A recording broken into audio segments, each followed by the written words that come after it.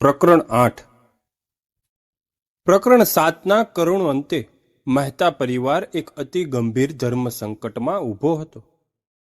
દિલ્હીની હોસ્પિટલના આઈસીયુમાં મૃત્યુશૈયા પર પડેલા વિનોદભાઈ પીડાથી કણસતા મને જવા દો ના શબ્દો ઉચ્ચારતા હતા. તેમના આ શબ્દો શોભનાબેન અને આરતી અને આકાશના હૃદયમાં તીરની જેમ વાગ્યા હતા. એક તરફ તેમને બચાવવાની પ્રબળ ઈચ્છા હતી અને બીજી તરફ તેમના આ અસહ્ય પીડામાંથી મુક્તિ આપવાનો વિચાર મનમાં ઘુમરાઈ રહ્યો હતો. આ નિર્ણય તેમના માટે જીવન મૃત્યુ સમાન હતો. હોસ્પિટલના શાંત પણ ચિંતાગ્રસ્ત રૂમમાં પરિવારના ત્રણેય સભ્યો વિનોદભાઈના બેડ પાસે બેઠા હતા. શોભનાબેન રડી રહ્યા હતા. તેમના આંસુ સુકાઈ ગયા હતા, પણ હૃદયમાં પીડાનો મહાસાગર ઘૂંઘવી રહ્યો હતો. આરતી, જે સામાન્ય રીતે મજબૂત દેખાતી હતી, તે પણ ભાંગી પડી હતી. આકાશે પોતાના પપ્પાનો હાથ પકડી રાખ્યો હતો. તેના મનમાં ઉથલ પાથલ ચાલી રહી હતી. શું કરવું? શું આપણે તેમને વધુ પીડા આપવા માટે જીવતા રાખવા જોઈએ કે પછી તેમને આ દુઃખમાંથી મુક્ત કરવા જોઈએ? આ પ્રશ્નો તેમને કોરી ખાઈ રહ્યા હતા. રાત્રિના 2 વાગ્યા હતા. આખી હોસ્પિટલ શાંત હતી, પણ મહેતા પરિવારના મનમાં વાવાઝોડું ચાલી રહ્યું હતું. શોભનાબેન રડતા રડતા કહ્યું, હું તેમને આવી હાલતમાં જોઈ શકતી નથી. આરતી, તેમનો અવાજ મને જવા દો, મને અંદરથી તોડી રહ્યો છે. આરતીએ મમ્મીના ખંભે હાથ મૂક્યો. પણ મમ્મી, આપણે તેમને કેવી રીતે છોડી દઈએ? તેમણે આખી જિંદગી આપણા માટે મહેનત કરી છે. આપણે હિંમત ન હારીએ. આકાશે ધીમા અવાજે કહ્યું. આરતી સાચું કહે છે મમ્મી. પપ્પાએ આપણને ક્યારેય હિંમત હારતા નથી શીખવ્યું. આપણે અંત સુધી લડીશું. તેમની પીડા ઓછી થાય તે માટે આપણે બીજો રસ્તો શોધીશું. આ ત્રણેયની આંખોમાં નિરાશા હતી, પણ એક અદૃશ્ય સંકલ્પ પણ હતો કે તેઓ પોતાના વિનોદભાઈને ગુમાવશે નહીં. તેમને વિશ્વાસ હતો કે કોઈ ચમત્કાર થશે. તે રાત વિનોદભાઈ માટે અત્યંત નિર્ણાયક હતી. ડોક્ટરોએ જણાવ્યું હતું કે ચેપ ખૂબ જ ફેલાઈ ગયો છે અને તેમના અંગો પર તેની અસર થઈ રહી છે. જો આગામી કેટલાક કલાકોમાં તેમની સ્થિતિમાં સુધારો નહીં થાય તો પરિણામ ભયાનક આવી શકે છે. આ સાંભળીને પરિવાર વધુ ગભરાઈ ગયો. શોભનાબેને હોસ્પિટલના નાના મંદિરમાં જઈને કલાકો સુધી અવિરત પ્રાર્થના કરી. તેમની આંખો બંધ હતી, પણ મનમાં હજારો શંકાઓ અને ડર ઘૂમી રહ્યા હતા. આરતી અને આકાશ પણ વિનોદભાઈના રૂમની બહાર બેસીને ભગવાનને યાદ કરતા હતા. જ્યારે લાગતું હતું કે આશાની દરેક કિરણ બુઝાઈ રહી છે, ત્યારે સવારના અંજવાળામાં ડોક્ટર દેસાઈ ફરીથી પરિવાર પાસે આવ્યા. તેમના ચહેરા પર ઠાક હતો, પણ એક પ્રકારનો નિશ્ચય પણ હતો. જુઓ, વિનોદભાઈની સ્થિતિ અત્યંત ગંભીર છે.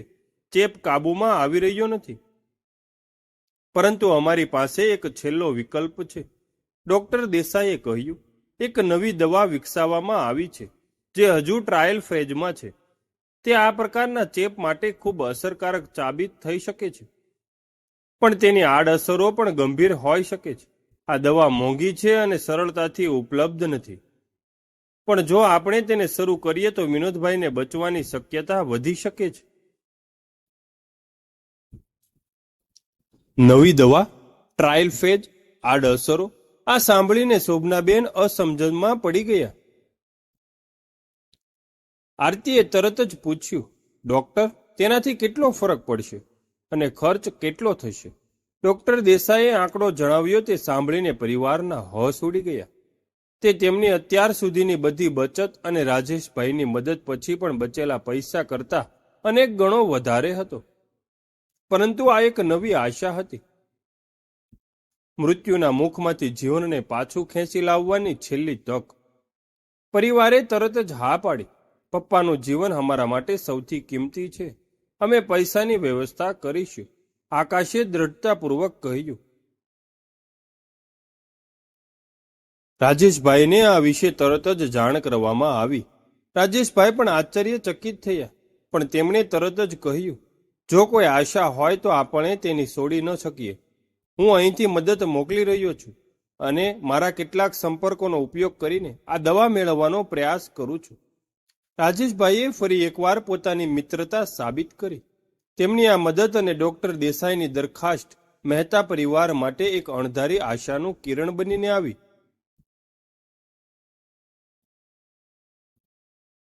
નવી દવાની કિંમત આકાશને આંબી જાય તેવી હતી. રાજેશભાઈએ જેટલી મદદ કરી હતી તે પણ આ ખર્ચ સામે ઓછી પડતી હતી. પરિવારે પોતાની તમામ બચત ખર્ચી નાખી હતી અને સોનું પણ વેચી દીધું હતું. હવે શું? ઘર વેચવાનો વિચાર ફરીથી મનમાં ઘૂમવા લાગ્યો. પણ વિનોદભાઈના સપનાનું શાંતિ કુટીર વેચવાની કલ્પના પણ તેમને કંપાવી જતી.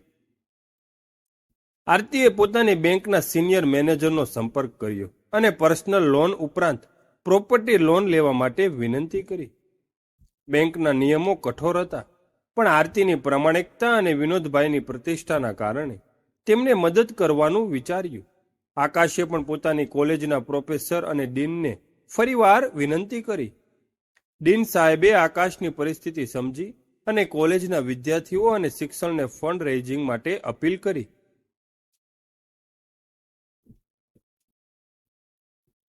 જે રીતે સમાજે પ્રતિક્રિયા આપી તે ખરેખર હૃદયસ્પર્શી હતી.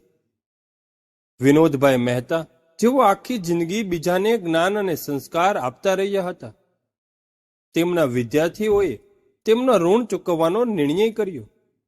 તેમના જૂના વિદ્યાર્થીઓ જેઓ આજે મોટા પદ પર બિરાજમાન હતા, તેમણે પોતાના ગુરુ માટે એક ઓનલાઈન ફંડ રેઇઝિંગ કેમ્પેન શરૂ કર્યું. આપણા ગુરુજીને બચાવો નામના આ અભિયાનને સોશિયલ મીડિયા પર જબરદસ્ત પ્રતિસાદ મળ્યો. લોકોએ દિલ ખોલીને દાન કર્યું. કેટલાક અજાણ્યા લોકો પણ, જેમણે ક્યારેય વિનોદભાઈને રૂબરૂ જોયા ન હતા પણ તેમના સારા કાર્યો વિશે સાંભળ્યું હતું, તેમણે પણ મદદ કરી.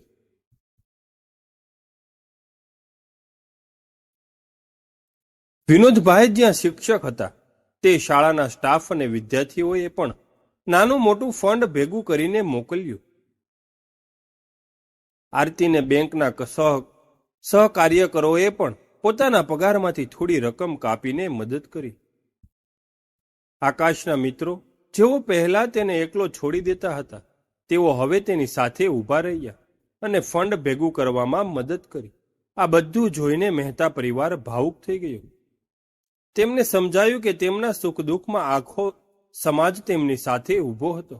તેમને લાગ્યું કે વિનોદભાઈએ આખી જિંદગી જે પુણ્ય કમાયું હતું તે આજે ફળ આપી રહ્યું હતું. આર્થિક ભવર ભલે ઘેરો હતો, પણ આ સમાજના અનપેક્ષિત યોગદાનથી તેમને એક મોટો ટેકો મળ્યો. નવી દવા માટેના પૈસા ભેગા થઈ રહ્યા હતા. આશાનું કિરણ હવે વધુ સ્પષ્ટ બન્યું હતું. નવી દવા તરત જ વિનોદભાઈને આપવામાં આવી.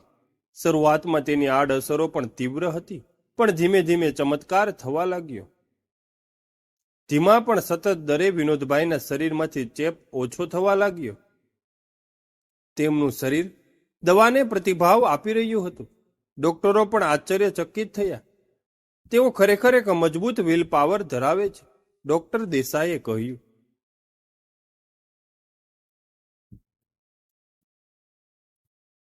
વિનોદભાઈની સ્થિતિમાં ધીમો પણ સ્થિર સુધારો થવા લાગ્યો. તેમને આઈસીયુમાંથી જનરલ વોર્ડમાં ખસેડવામાં આવ્યા. તેમને વેન્ટિલેટર પરથી હટાવી દેવામાં આવ્યા. ધીમે ધીમે તેમને જાતે શ્વાસ લેવામાં મદદ મળી. શોભનાબેન, આરતી અને આકાશના આનંદનો પાર ન હતો. તેમને લાગતું હતું કે તેમણે એક યુદ્ધ જીતી લીધું છે. પણ સ્વચ્છતાની યાત્રા હજુ લાંબી હતી. વિનોદભાઈનું શરીર અત્યંત નબળું હતું અને તેમને ચાલવામાં પણ મદદની જરૂર પડતી. તેમને ખોરાક લેવામાં હજુ પણ મુશ્કેલી થતી. તેમને નિયમિત ફિઝિયોથેરાપી અને ડાયટ પ્લાન ફોલો કરવો પડતો. તેમની યાદશક્તિ પણ ક્યારેક ક્યારેક અસ્થિર રહેતી અને તેમને નાની નાની વાતો યાદ રાખવામાં તકલીફ પડતી. તેમના મનમાં પણ એક પ્રકારની નિરાશા હતી કે તેઓ હવે પહેલા જેવા સ્વસ્થ નથી રહ્યા. તેમને લાગતું કે તેઓ હવે બોજ છે. પરિવારના સભ્યો, ખાસ કરીને શોભનાબેન, આરતી અને આકાશ તેમને સતત હિંમત આપતા. શોભનાબેન વિનોદભાઈનો હાથ પકડીને બેસી રહેતા, તેમને પ્રેમથી વાતો કરતા અને તેમને બાળપણની વાર્તાઓ યાદ કરાવતા. આરતી તેમને યોગ અને હળવી કસરતો કરાવતી. આકાશ તેમને રમૂજી વિડીયો બતાવતો અને તેમને હસાવવાનો પ્રયાસ કરતો. તેમની અતૂટ શ્રદ્ધા અને પ્રેમ વિનોદભાઈને જીવવાની નવી પ્રેરણા આપી રહ્યા હતા. મહેતા પરિવારે આ અગ્નિ પરીક્ષામાંથી એક સાથે પસાર થઈને બતાવ્યું હતું કે પ્રેમ, શ્રદ્ધા અને એકતા કોઈ પણ મુશ્કેલીને હરાવી શકે છે. વિનોદભાઈનું ધીમું પુનરાસ્થાન તેમના સંઘર્ષની જીત હતી. પરંતુ આ જીત ઘણી કિંમત ચૂકવીને મેળવી હતી. આર્થિક બોજ હજુ પણ મોટો હતો અને વિનોદભાઈનું સ્વાસ્થ્ય સંપૂર્ણપણે પાછું આવ્યું ન હતું. તેમને લાંબા ગાળાની દેખરેખ અને પુનઃવર્ષનની જરૂર હતી. શાંતિ કુટીર ભરે સૂર્યનું કિરણ પાછું ફર્યું હોય, પણ તેની રોશની હજુ ઝાંખી હતી. મહેતા પરિવારે એક મોટો જંગ જીત્યો હતો, પણ યુદ્ધ હજુ પૂરું થયું ન હતું. વિનોદભાઈની રિકવરી, આર્થિક સંકટનો સામનો અને પરિવારના ભવિષ્યનું નિર્માણ, આ બધું હજુ બાકી હતું. શું વિનોદભાઈ સંપૂર્ણપણે સ્વસ્થ થઈ શકશે? અને આ પરિવારે પોતાના જીવનને ફરીથી કેવી રીતે પાટા પર લાવવું પડશે? આ બધું આપણે આગળના પ્રકરણમાં જોઈશું, જ્યાં તેમની ધીરજ અને સંકલ્પની વધુ કસોટી થશે. ક્રમશઃ